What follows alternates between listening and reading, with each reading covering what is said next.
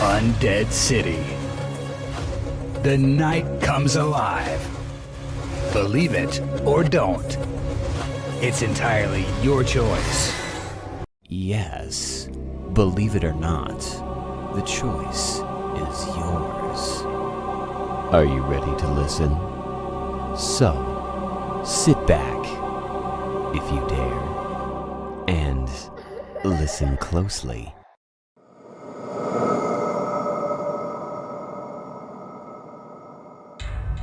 Some celebrations end in tragedy. Some secrets are darker than the deepest waters. And some bachelor parties reveal monsters that were always hiding in plain sight. Imagine a night of celebration turning into a nightmare. Music still echoing, drinks still half finished, but in the pool, two bodies float, lifeless, perfectly still, their faces turned toward the sky, revealing a horror that defies explanation. No eyes, just empty, dark sockets staring into nothing. What happened during those final moments, and who or what is responsible? The Martinez Estate sat like a perfect postcard of wealth. Manicured lawns, pristine white walls, a pool that reflected the moonlight like a mirror of broken dreams. This was supposed to be Jake Henderson's perfect bachelor party. 5 friends, 10 years of friendship. One last night of freedom before wedding vows would chain Jake to a different kind of life. Mark Rodriguez, Jake's best man, had planned everything. The guest list, the drinks, the location, a private estate belonging to his wealthy uncle, perfect for a night of uncontrolled celebration. The first hour was typical: loud music, expensive alcohol, stories that would never be repeated to wives or girlfriends, laughter that echoed through the massive living room. But something changed around midnight. Alex Kensington, the quietest of the group, seemed different. His eyes didn't match the celebration. Something lurked behind his smile, a darkness that none of the others noticed. "A toast," Alex said, raising a glass of deep red wine, not champagne, not beer, wine that looked almost black in the dim light. The others followed. Glasses clinked. Liquid disappeared. Within minutes, everything went wrong. Jake remembers fragments, spinning rooms, whispers that didn't sound human, shadows moving against the walls, and then nothing. When consciousness returned, the pool told a story of horror. 2 bodies, no eyes, Tom Riley and Derek Williams now both face down in the water, their empty eye sockets a testament to some unspeakable violence, blood mixing with pool water, creating patterns that looked almost deliberate. Mark's first instinct was to call the police, but something stopped him, a memory, a fragment of conversation from earlier that night. "No one can know," Alex had said, but know what? The remaining party guests stood in shock. Jake, still dressed in his bachelor party outfit, looked like a man caught between 2 worlds. Celebration and nightmare blending into a horrific reality. Detective Sarah Martinez, no relation to the estate's owner, arrived within the hour, her eyes scanning the scene with a professional detachment that felt almost inhuman. "Tell me everything," she demanded, "but how do you explain something that defies explanation?" Each guest's story contradicted the others. Each memory felt like a broken mirror, reflecting something but never the full truth. The pool continued to ripple. Those empty eye sockets seemed to watch. Something happened during that bachelor party, something that went beyond murder, beyond understanding, and nobody was leaving until the truth came out. Questions burned like acid. Who took their eyes? Why? What ritual, what madness could explain such precise surgical violence? The estate itself seemed to hold its breath, waiting. As Detective Martinez began her investigation, one thing became clear. This was no ordinary crime, and the night was far from over. Something was still watching. Something was still hunting.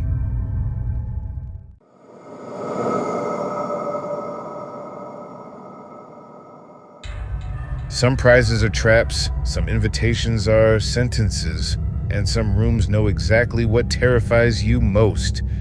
Imagine winning something you never entered, a chance that seems too good to be true. 4 friends, 1 room, a voice promising everything. But promises in the wrong hands become the most dangerous weapon of all. What if your deepest fears were waiting to welcome you home? The invitation arrived exactly the same way for each of them. Crisp white envelope, handwritten address, no return address. Inside, a simple card. Congratulations, you've been selected. Marcus Thompson was the first to receive the call, a smooth professional voice explaining they'd won an exclusive escape room experience at the afternoon challenge with a substantial cash prize for completing the room. The 4 friends had known each other since college, different paths, different lives, but their friendship remained constant. Marcus, the ambitious marketing executive, always chasing the next big opportunity. Elena Rodriguez, but child psychologist with a carefully maintained exterior. Derek Williams, a former soldier, still carrying the weight of past deployments.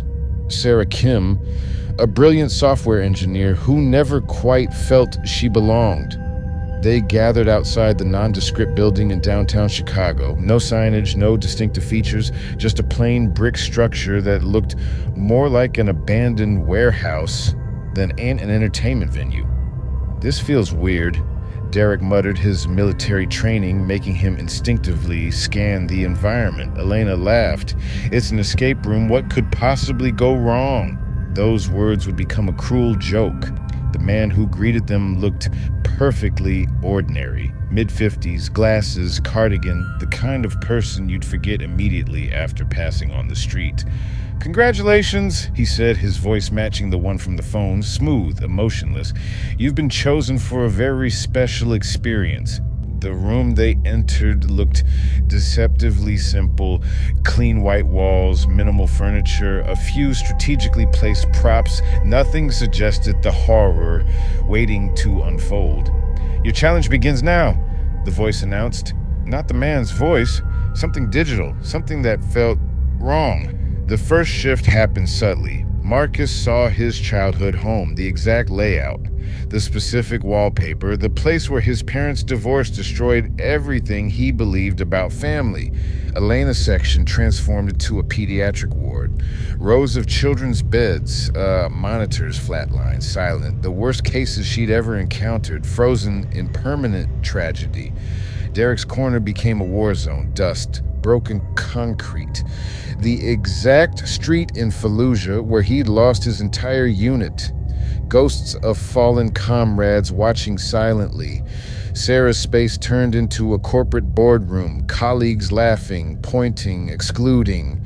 Every professional nightmare she'd ever imagined, but they weren't just seeing these spaces, they were experiencing them fully, completely. Marcus could smell his mother's cheap perfume, hear his father's angry voice. Elena felt the cold of the hospital, the weight of impossible decisions. Derek heard phantom gunfire, felt the weight of lost friends. Sarah experienced every moment of professional humiliation. The room wasn't just an escape room, it was a psychological dissection. A timer appeared, counting down from 60 minutes. "Escape," the digital voice commanded, "or become your worst moment forever."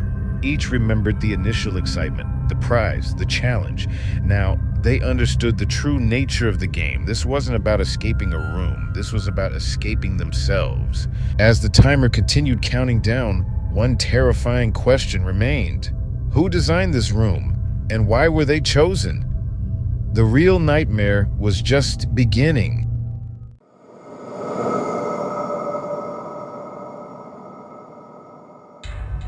Some awakenings are worse than death, some memories are better left forgotten, and some secrets are buried so deep they're willing to kill to stay hidden.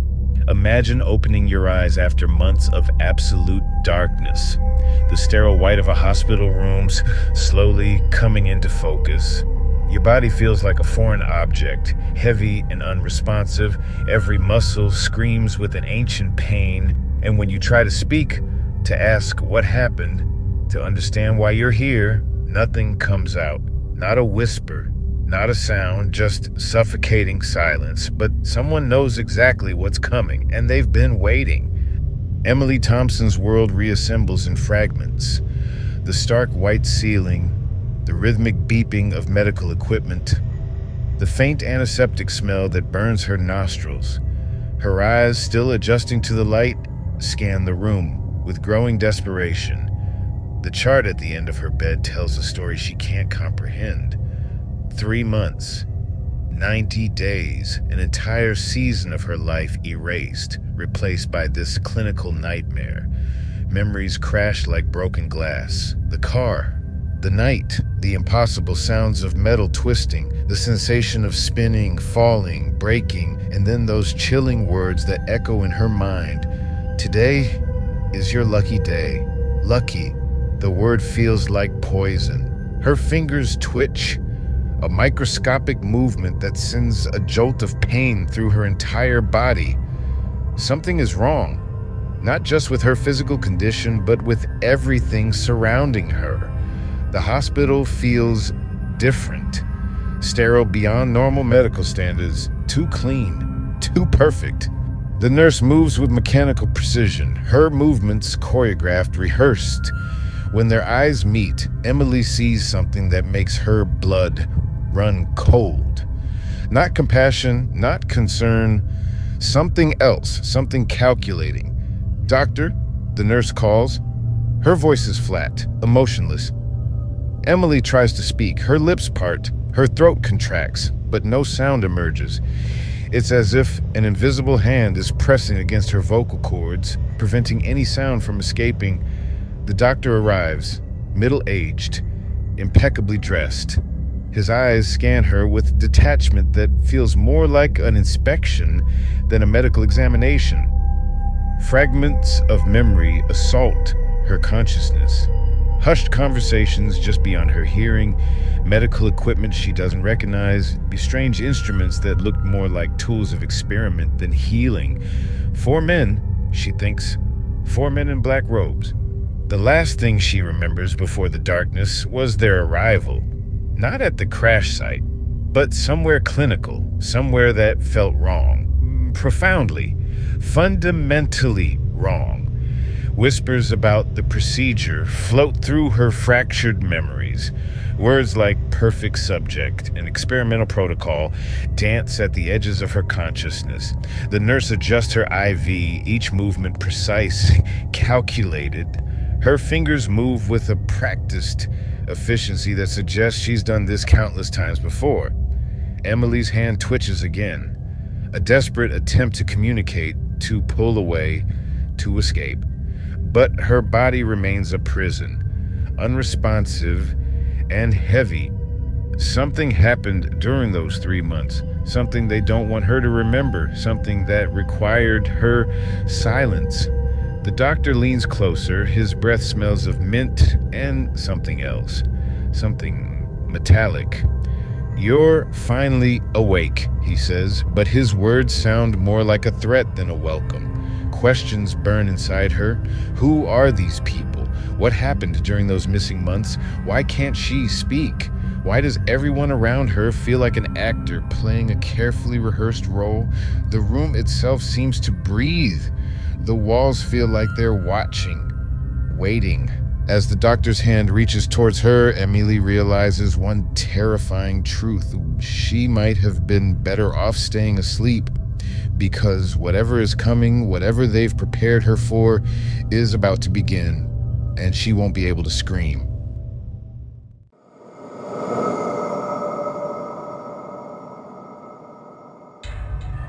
Playgrounds are supposed to be places of laughter, of innocence. But what happens when darkness finds its way into the spaces where children play? Imagine a perfectly ordinary afternoon. Children swinging, sliding, laughing, and then, in an instant, everything stops. No more movement, no more sound, just silence, absolute and complete. Their hearts simply cease. What could possibly turn a place of joy into a scene of unimaginable horror? Maple Grove Park had always been a sanctuary for families. Nestled in the quiet suburb of Millbrook, it was the kind of place where parents felt safe letting their children play. bright, primary colored equipment, soft rubber mulch, carefully maintained fences. Nobody noticed the strangers at first. They arrived just after 3 p.m. 5 figures dressed in long, dark robes, not black, something deeper, something that seemed to absorb light rather than reflect it. Their movements were synchronized, deliberate, almost mechanical. Emily Rodriguez watched from a nearby bench, a freelance photographer capturing suburban life for her latest project. Something about the group made her pause, her camera lifted almost instinctively. The children continued playing, oblivious. A young boy, maybe 6, was climbing the jungle gym. A girl in a yellow sundress swung back and forth, her pigtails catching the late afternoon sunlight. A toddler played with a red plastic truck near the sandbox. The robed figures began to move. No one intervened. No one found their presence strange enough to question. They spread out, forming a perfect pentagram around the playground's perimeter. Their movements precise, calculated, each step measured to exact specifications. The first sign something was wrong came subtly. The playground's ambient noise began to change, gradually, almost imperceptibly. The children's laughter became different, muted, as if heard from underwater. Emily's camera continued clicking, capturing moments she would later struggle to explain. The robed figures began to chant. No language Emily recognized. Words that seemed to vibrate at a frequency just beyond human hearing. The air grew thick, heavy. Children stopped mid-motion. A girl suspended between swing chains. A boy frozen, mid-step on the jungle gym. The toddler's toy truck half-pushed across the sandbox. Complete, absolute stillness. Then the first heart stopped, then another, then another. No dramatic convulsions, no screaming, just silence. Bodies remained in perfect position, eyes open, staring, but no longer alive. Emily's hand trembled. The camera continued capturing, her mind rejecting what her eyes were witnessing.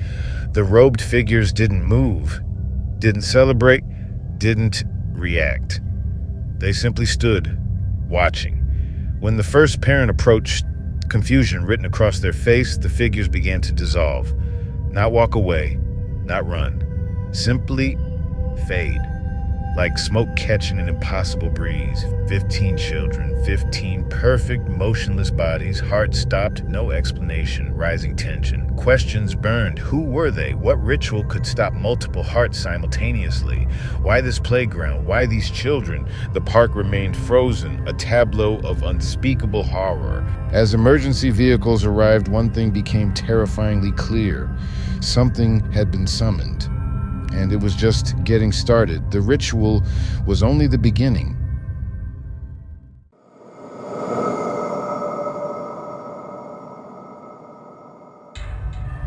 Some books are meant to remain closed, some stories are never meant to be read, and some manuscripts carry secrets that should stay buried in darkness. Imagine a forgotten manuscript, pages yellowed with age, ink faded to a whisper, a single touch unleashing something beyond understanding. A story that doesn't just want to be read, a story that wants to be lived. What happens when words become more than just ink on paper? Dr. Michael Hartley had dedicated his entire academic career to forgotten literature, obscure texts, unpublished manuscripts, the kind of literary artifacts most scholars would dismiss as meaningless. The college library at Millbrook University was his sanctuary. Rows of ancient shelves, dust-covered volumes, secrets waiting to be uncovered. That morning began like any other. Early autumn light filtering through stained glass windows. The musty smell of old books. Michael's fingers tracing the spines of forgotten volumes. The manuscript caught his eye, accidentally wedged between two massive encyclopedias in the restricted section. No catalog number, no identifying marks. Just leather binding so old it seemed to crumble at the mere thought of being touched. His colleagues would have left it alone. Preservation protocols, academic caution. Michael Hartley was not that kind of scholar. Carefully, he extracted the manuscript, each movement deliberate and respectful. The leather felt strange against his skin, almost warm. In his private study, a small room lined with bookshelves and academic awards, he began to examine his discovery. The first page was unlike anything he'd ever seen. Symbols that weren't quite words, patterns that seemed to move when he wasn't looking directly at them, all ink that appeared to shift between deep black and something darker, something that absorbed light. As his fingers traced the first line, a sound broke the silence, a tap. Against the window, Michael didn't immediately look up. Another tap, louder, more insistent. When he turned, a raven stood on the windowsill, jet black. Larger than any bird he'd ever seen, its eyes weren't black. They were bottomless, reflecting something that didn't exist in this world. The manuscript rustled, pages turning by themselves. The raven's beak opened. But the sound that emerged wasn't a call, it was a whisper, a human whisper. "Read," it said. Michael's academic curiosity battled with a primal sense of warning. Something told him that reading further would change everything, but scholars are cursed with an insatiable hunger for knowledge. He read the first line. The room temperature dropped 15 degrees. Instantly, the raven moved, not flew, not hopped, moved. Like a living shadow, more pages turned. The symbols began to make sense. Not through language, through something deeper, something that bypassed rational understanding. A story began to emerge, not written, projected, like a nightmare taking shape between reality and imagination. A tale of sacrifice, of rituals older than human civilization, of something waiting, always waiting. And with each word Michael read, the boundary between the manuscript and reality began to blur. The raven watched, waited. The manuscript was more than a book. It was a portal, a connection to something that existed between worlds. And Michael was reading it, word by word, line by line. As the last word formed in his mind, Michael realized one terrifying truth. He was no longer reading the manuscript. The manuscript was reading him, and something was coming through.